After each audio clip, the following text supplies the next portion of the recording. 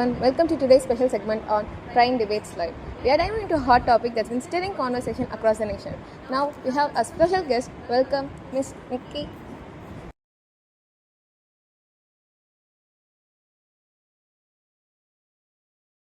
So, Miss Vicky, where are you from? What do you do in the body?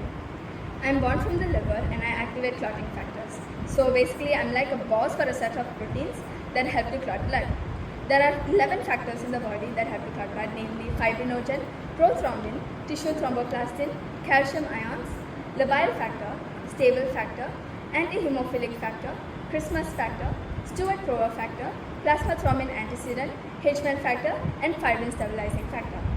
And without me, you'll keep bleeding. So, you're the backstage crew at the concert? Exactly. I don't go to stage and take the spotlight. By the way, that's the work of the clotting factors. Me, meanwhile, I handle the backstage preparatory works. Without me, the concert doesn't even happen. Cool. You play such a vital role. But, would you like to share us how exactly you boss around the factors in the body? So actually, factors 2, 7, 9 and 10, they are synthesized from the liver as inactive cyanogens.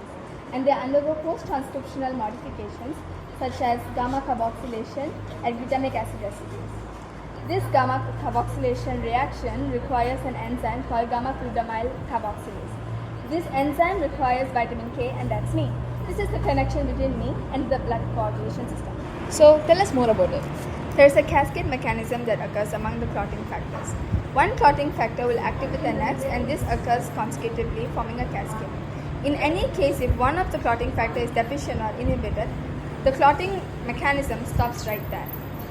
The deficiency of each clotting factor will lead to its corresponding disease or disorder. For example, deficiency of clotting factor 2 will lead to prothrombin deficiency, of 7 will lead to Alexander's disease, of 9 will lead to hemophilia B, and 10 will lead to Stewart's disease.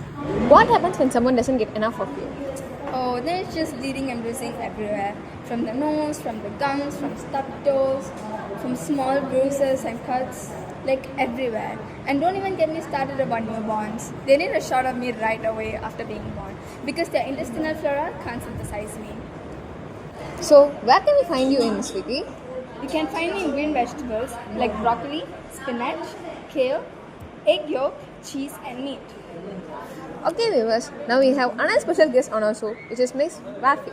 So he is a respected anticoagulant and someone who strongly inhibits vitamin K.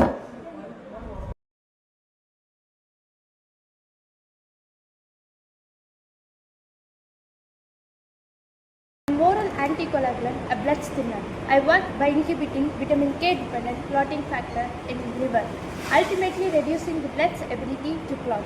Oh, which means that you're an antagonist of vitamin K? Yeah, she's the one who was inhibiting me. Excuse me, your inconsistent level which leads to unstable INR levels, increasing the risk of clotting and bleeding, which leads to thrombosis, which can even be more fatal. Hello, your increased level can cause serious bleeding, for example, gastrointestinal bleeding and intracranial bleeding, which might need immediate medical assistance. Don't hide the fact. While natural forms of vitamin K, K1 and K2 are non-toxic in higher doses, whereas synthetic K3 are more toxic and causes liver damage and oxidative stress. Okay. If you take too much of warfarin, the blood bleeds like a horror movie. And if you take too much of vitamin K, the clot might crash the bloodstream party. Vitamin K and warfarin both are like frenemies. One wants to keep things flowing, while other wants to patch things up. Take them in balance or it's going to be blood drama.